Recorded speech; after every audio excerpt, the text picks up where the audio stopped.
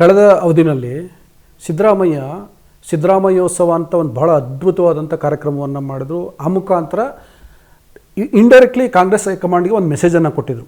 ನಾನು ಜನನಾಯಕ, ಜನಾಭಿಪ್ರಾಯ ನನ್ನ ಪರವಾಗಿದೆ, ನನ್ನ ಹಿಂದೆ ಜನ ಇದ್ದಾರೆ ಅನ್ನುವಂಥ ಸಂದೇಶವನ್ನು ಕಳಿಸಿದರು. ಸೊ ಹಾಗಾಗಿ ನೀವು ಆ ಥರದ ಕಾರ್ಯಕ್ರಮವನ್ನು ಏನಾದರೂ ಮಾಡ್ತಿದ್ದೀರಾ ಅಂತ? ನೋಡಿ, ಆ ಥರ ಪಾಪ್ಯುಲಾರಿಟಿ ಮಾಡಲಿಕ್ಕೆ ಭಾಳಷ್ಟು ದಾರಿ ಇದೆ, ಬೇರೆ ಬೇರೆ ದಾರಿಗಳಿದೆ. ನಿಮ್ಮ ಅಡ್ಮಿನಿಸ್ಟ್ರೇಷನು, ನಿಮ್ಮ ಅಪ್ರೋಚು, ಕಾರ್ಯಕರ್ತರಿಗೆ ಸಂಬಂಧ, ಸೊ ಇನ್ನೂ ಹಲವಾರು ದಾರಿಗಳಿದೆ. ಆ ಮುಖಾಂತರ ನೀವು ಪಾಪ್ಯುಲರ್ ಅಂತ ತೋರಿಸ್ಕೊಳ್ಳಿಕ್ಕೆ ಅವಕಾಶ ಇದೆ.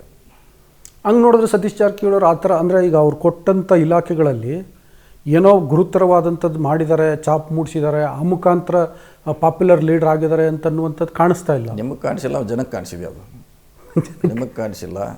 ಟೀ ಅಂಗಡಿಯವ್ರು ಕೂತು ಮಾತಾಡೋದು, ಬೀದರ್ನಲ್ಲಿ ಕೂತು ಮಾತಾಡೋದು, ಚಾಮರಾಜನಲ್ಲಿ ಕೂತು ಮಾತಾಡ್ತಾರೆ ನಮ್ಮ ಇಲಾಖೆ ಬಗ್ಗೆ. ಅಷ್ಟು ಸಾಕು ನಮ್ಮ ಸರ್ಟಿಫಿಕೇಟು.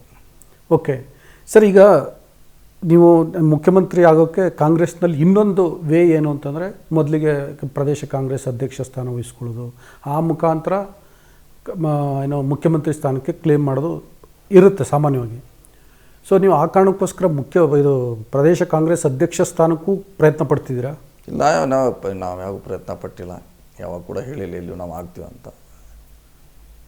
ಸೊ ಅದಕ್ಕೂ ನಮ್ಗೆ ಯಾವುದೇ ರೀತಿಯಿಂದ ಸಂಬಂಧ ಇಲ್ಲವೇ ಇಲ್ಲ. ಈಗ ನೀವು ಪದೇ 2028ಗೆ ನಾನು ಮುಖ್ಯಮಂತ್ರಿ ಅಭ್ಯರ್ಥಿ ಅಂತ ಹೇಳ್ತಿದ್ದೀರಲ್ಲ, ಪಕ್ಷ ನಿಮಗೆ ಸರಿ ಆಗಿದ್ರೆ ಪಕ್ಷದ ಕೆಲಸ ಮಾಡಿ ಅಂತೇಳಿ ಅಧ್ಯಕ್ಷ ವಹಿಸ್ಕೊಳ್ಳಿ ಅಂತಂದರೆ ನೋಡೋಣ. ಅದು ಬಂದಾಗಂಥ ಸಂದರ್ಭ ಬಂದಾಗ ಅದ್ರ ಬಗ್ಗೆ ಚರ್ಚೆ ಮಾಡಬೇಕಾಗ್ತಿತ್ತು. ನೋಡೋಣ, ಅದು ಬಂದಿಲ್ಲ ಸಂದರ್ಭ. ಬಂದಾಗ ಇನ್ನೂ ಮಾತಾಡೋದು ಅದು ಸರಿಯಾದ ಸಮಯ ಅಲ್ಲ. ಸೊ ಬಂದಾಗ ಅದ್ರ ಬಗ್ಗೆ ಮಾತಾಡೋಣ. ಸೊ ನೀವು KPCC ಅಧ್ಯಕ್ಷಗಾದಿ ಬಗ್ಗೆ ನಿಮಗೆ ಇದಿಲ್ವಾ, ಅದನ್ನು ವಹಿಸ್ಕೊಳ್ಬೇಕು ಅಥವಾ ಅದನ್ನು ಮಾಡಿ ಅಂತ ಕಾಲ ಸನ್ನಿವೇಶ ಬಂದೇ ಅಲ್ಲಲ್ಲ. ಬಂದಾಗ ನೋಡೋಣ ಅದ್ರ ಬಗ್ಗೆ. ಅಲ್ಲ ಸರ್, ನೀವು ಮುಖ್ಯಮಂತ್ರಿ ಹುದ್ದೆ ಬಗ್ಗೆ ಮಾತಾಡ್ತೀರಿ, ಅಧ್ಯಕ್ಷ ಹುದ್ದೆ ಬಗ್ಗೆ ಮಾತಾಡಲ್ಲ? ಪಕ್ಷ ಹೇಳಿದಾಗ ಮಾತಾಡ್ತೀವಿ, ಪಕ್ಷ ಹೇಳಬೇಕಲ್ಲ. ಪಕ್ಷ ಮಾಡ್ತೀವಿ ಅಂತ ಚರ್ಚೆ ನಡೆದಿದೆ ಅಂದಾಗ ಅದ್ರ ಬಗ್ಗೆ ಚರ್ಚೆ ಮಾಡೋದು. ಇನ್ನೂ ಅದ್ರ ಬಗ್ಗೆ ಚರ್ಚೆ ಇಲ್ಲ. ಹಂಗೆ ನೋಡಿದ್ರೆ ಈಗ ಮಲ್ಲಿಕಾರ್ಜುನ್ ಖರ್ಗೆ ಅವರು ಯಾರು ಮಾತಾಡಬೇಡಿ ಅಂತಂದ್ರು, ಅದಾದಮೇಲೂ ನಿಮ್ಮ ಪಕ್ಷದಲ್ಲಿ ಮುಖ್ಯಮಂತ್ರಿ ಸ್ಥಾನದ ಬಗ್ಗೆ ಚರ್ಚೆ ಆಗ್ತಿದೆ. ನೆನ್ನೆ ಜಮೀರ್ ಮಾತಾಡಿದ್ದಾರೆ, D. ಸುಧಾಕರ್ ಮಾತಾಡಿದ್ದಾರೆ. ಸೊ ಎಲ್ಲ ಪಕ್ಷ ಹೇಳ್ದಂಗೆ ಆಗಲ್ಲ ಅಂತ ಹೇಳ್ತಿರೋದು. ಇಲ್ಲ, ಒಂದೊಂದು ಸರಿ ಯಾವುದೋ ಸಂದರ್ಭದಲ್ಲಿ ಏನೋ ಹೇಳಿಕ್ಕೆ ಹೋಗಿರ್ತಾರೆ, ಆ ರೀತಿಯಾಗಿ ಒಂದು ಸರಿ ವ್ಯಾಖ್ಯಾನ ತಪ್ಪುಗಳಾಗ್ತಾವೆ. ಸೊ ಹೇಳಿರ್ಬೋದು, ಅವ್ರು ಹೇಳಿಲ್ಲ ಅಂತ ಹೇಳಲಿಕ್ಕಾಗಲ್ಲ. ಅವರು ಹೇಳುವಂಥ ಸಮಯ ಸಂದರ್ಭ ಯಾಕೆ ಹೇಳಿದ್ದಾರೆ ಅನ್ನೋದು ಭಾಳ ಮುಖ್ಯ.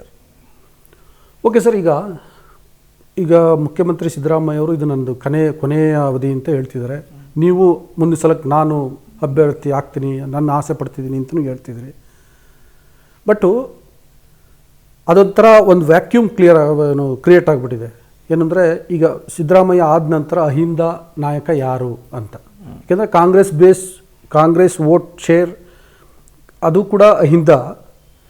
ಇಲ್ಲಿ ಅಹಿಂದ ನಾಯಕರು ನಿರ್ಗಮಿಸ್ತಿದ್ದಾರೆ ಅಥವಾ ಕಡೆ ಪಕ್ಷ ಚುನಾವಣಾ ರಾಜಕಾರಣದಿಂದ ನಿರ್ಗಮಿಸ್ತಿದ್ದಾರೆ. ಸೊ ಹಾಗಾಗಿ ಮುಂದಿನ ಅಹಿಂದ ನಾಯಕ ಯಾರು ಅನ್ನುವಂಥ ಒಂದು ಪ್ರಶ್ನೆ ಬರುತ್ತೆ. ಸೊ ನಿಮ್ಮ ದೃಷ್ಟಿಯಲ್ಲಿ ಯಾರು? ನೋಡಿ, ಅದು ಜನ ತೀರ್ಮಾನ ಮಾಡಬೇಕು. ನಾ ಹಿಂದ ನಾಯಕ, ನಾ ಪಾಪ್ಯುಲರ್, ನಾ ಇಂಡಿವಿಜುವಲ್ ಹೇಳ್ಕೊಳ್ಳೋ ಜನ ಹೇಳಬೇಕದು.